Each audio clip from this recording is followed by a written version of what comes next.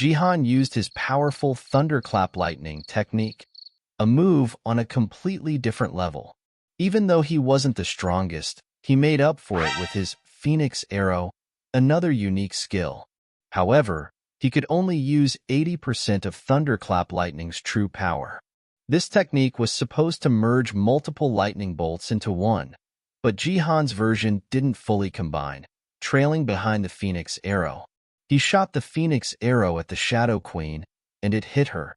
She focused on the arrow, stopping it mid-air and neutralizing its power. JiHan then revealed the Shadow Queen's face and managed to strike her cheek with a bit of lightning, which made her both shocked and furious. JiHan smiled, feeling his job was done, but his right hand was burned from the intense lightning. JiHan felt lucky because the delayed lightning turned into a two-stage attack. He hadn't anticipated that the roughness of his technique would create such an unexpected twist. This was all he had, but it was enough to provoke the Shadow Queen. His mission was complete, but the Shadow Queen's expression turned strange as she unleashed her full power against him. She attacked relentlessly, and JiHan, with his injured hand, struggled to block her fast strikes. He got hit and saw that other players were captured by the Shadow Queen. Instead of killing them, she restrained them. JiHan didn't know her plan but realized she was trying to stop him from finishing first. He tried to use his lightning thunder step to escape, but it didn't work. The Shadow Queen targeted him with a massive shadow sword, aiming for a slow, painful death. As she smiled, JiHan knew he would lose his top position if this continued. But he could still move his fingers and used his force power to kill the other players, securing first place. The Shadow Queen was shocked by his move.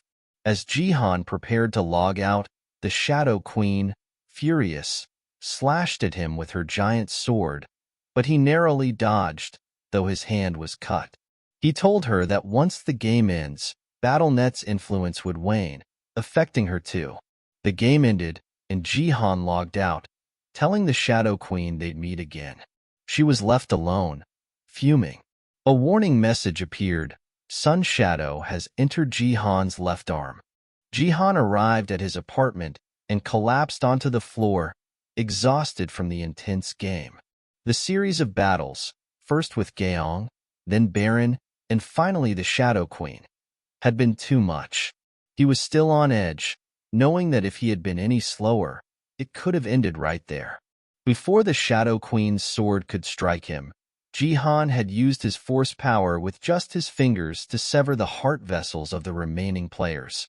Considering how powerful his opponent was, he feared he might not be able to pull it off. Thankfully, the Shadow Queen hadn't realized what he was doing until it was too late. JiHan was relieved that the damage was limited to just his left arm. He preferred that over feeling the pain of his entire body being crushed and exploding. He didn't want to take such a gamble again. Checking his status window, he saw he had gained a lot. He was now in the top 100 and had earned 1 million GP as a reward. His level had increased by 5. To his surprise, he received the title King of Kings, Bronze, awarded for winning and placing in the top 100 promotion match. All his stats increased by 5 while in the Silver League, and his experience points would increase by 50%. With this, JiHan could grow even faster. He checked his achievements and found he had gained special achievement points, 10,000 and 50,000 points for finishing first without a gift. Now, he had 60,000 points. Losing the support of the martial god ended up working in his favor. JiHan felt happy, but suddenly noticed something wrong with his left arm. The left sleeve of his shirt was cut, but it was a perfectly normal shirt. He realized it was influenced by BattleNet and his fight with the Shadow Queen. In the game, the Shadow Queen had cut his left hand. But JiHan thought he was still in the tutorial. How was this possible? He wondered if it was because the constellations were on a whole other level. He had no wounds, but he was puzzled by what was happening. Just then, Saya entered the room, asking if he was okay. The stream had suddenly cut off, and she was worried. Jihan was surprised the stream had been interrupted. Saya explained that the stream went down as soon as Jihan broke the barrier of the stadium. This incident was all over the community boards and news. Jihan checked his phone and saw that everyone was surprised because nothing like this had ever happened before. He agreed with what Saya said. Saya then asked if her prediction about the Shadow Queen was correct. Jihan answered yes and thanked her, saying it was thanks to her that he cleared the quest. Saya was happy and excited that her analysis and prediction were correct. But then she noticed something and asked what had happened to Jihan's left arm. Jihan tried to brush it off, saying it was nothing and that his sleeve was just cut. But Saya was shocked and shouted, rushing to check his left arm.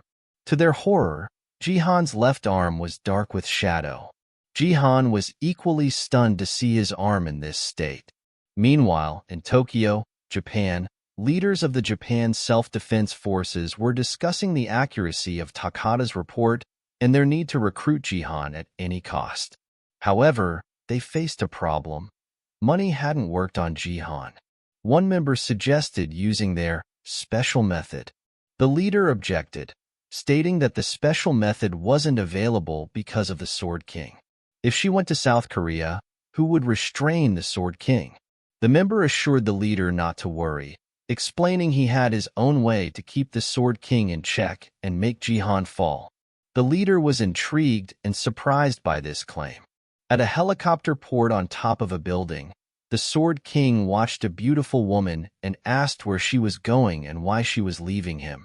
She confronted him, saying it wouldn't take long and that she'd return to him after the mission.